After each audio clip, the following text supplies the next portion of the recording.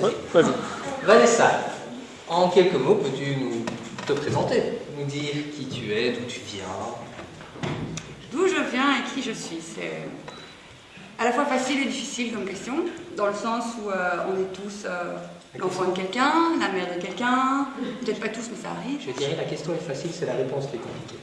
D'accord, mais comme je fais les réponses, tu acceptes que c'est compliqué. Merci, c'est gentil. Donc je disais, à part ça, on est aussi des amis, plus ou moins proches, des collègues, des compagnons de route, ou bien parfois des gens qu'on n'aime pas au départ, et puis parfois ça s'arrange, ou pas. C'est relatif. Madame là-bas. Donc finalement, ce qu'on est, je pense que ça vient fort en réponse que les gens peuvent avoir comme attente par rapport à un caractère ou ce qu'eux ont besoin de combler. D'accord. Mais pour la version simple, pour tous ceux qui ne te connaissent pas, tu peux donner ton nom. Alors l'endroit où tu vis. Alors mon nom, donc moi c'est Vanessa, je ne pense pas qu'il y ait beaucoup de gens qui ne le sachent pas. Lehmann, orthographe absolument horrible. Donc où je vis, à la campagne, parce que j'ai horreur de la ville. Mais encore, sans dire l'endroit exact. Dans le Brabant wallon. Voilà, c'est bien. Voilà. Entre Halle et Nivelles. Voilà, c'est bien. Halle c'est là et Nivelles c'est là. Voilà, par exemple. C'est ça. Donc maintenant, si tu es dans le bottin, c'est fichu, c'est foutu. Je suis pas dans le bottin. Parfait. Quel âge avez-vous, mademoiselle? C'est indiscret comme question. C'est pour ça que je la pose. Non, 35. 35. Donc vous êtes considéré comme jeune auteur. On va dire ça. C'est votre premier roman. Tout à fait. D'où vient l'idée? L'idée, ça vient de mes lectures, ça vient d'une inclination que j'ai moi en tout cas pour le fantastique et puis pour l'histoire. Et voilà, de beaucoup d'imagination aussi. Et voilà, en gros c'est à peu près tout. C'est un peu court. Il n'y a pas un déclencheur, quelque chose de particulier, une rencontre, une envie soudaine, quelque chose que tu avais envie de partager. Il y a de multiples raisons pour lesquelles on commence à écrire. Il y en a bien, en réfléchissant bien, déclencheur, je vois pas. Rencontre, non, peut-être que j'étais un peu insomniaque à ce moment-là. D'accord, donc ça m'arrive. Madame Vanessa s'est levée un matin et s'est dit tiens, je vais devenir écrivain. Un soir. C'est un soir. Et non, j'ai pas commencé en disant je vais devenir écrivain. J'ai juste commencé à écrire une histoire. Qui était celle-là. À la base. Dès le début. Tu savais dès le début que ça allait commencer avec une charmante jeune fille qui va rencontrer un jeune homme qui est finalement un vampire. Non, j'avais l'idée de départ. L'idée de départ, la trame de départ, donc les deux personnages principaux, ça j'avais. L'implantation, l'événement qui provoque tout le roman en fait. Et puis le reste après est venu au fur et à mesure, en écrivant, puis voilà, au fur et à mesure en fait. Mais à la base, quand j'ai commencé, j'avais pas l'intention de l'éditer, c'était comme ça. C'était à mettre dans un tiroir et peut-être qu'un jour... Mais non, déjà à la base, il faut être sûr qu'on va arriver à terminer.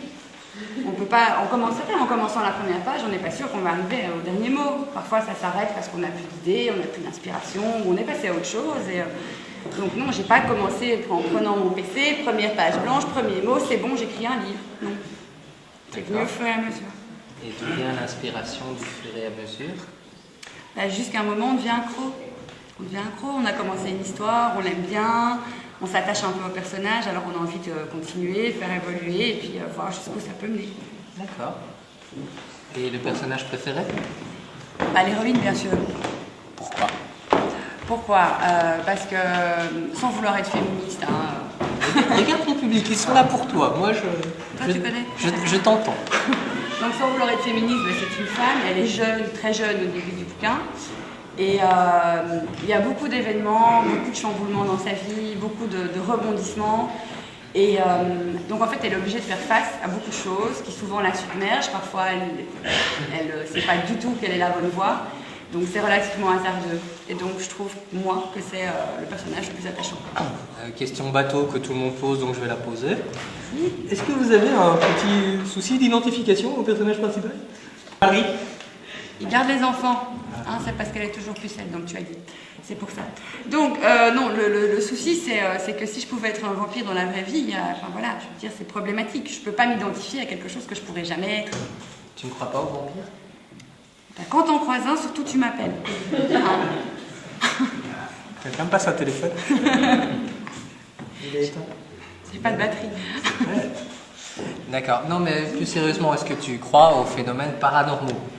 Plus largement, peut-être pas forcément des vampires, des loups-garous, mais peut-être des esprits frappeurs ou un sixième sens ou quelque chose d'un peu plus tiré par les cheveux.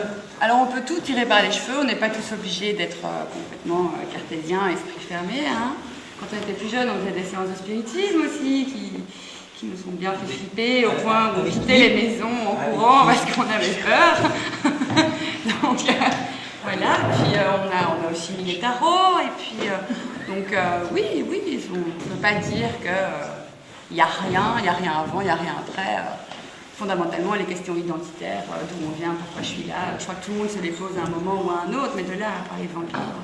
Non. Est-ce que Vanessa Lehmann a une religion? Croire en un dieu ou quelque chose? Non. Non. Donc du coup, on peut comprendre qu'elle ne croit pas aux vampires. Ben écoute, si tu assimiles Dieu et les vampires... Non, j'assimile Dieu au fait que ça peut être une entité immatérielle. Donc les vampires, enfin, quelqu'un qui peut croire en Dieu peut croire aux vampires. Il pourrait, oui, par l'essence même du fait que si tu as Dieu qui incarne le bien, il faut forcément s'en opposer et qu'il incarne le mal.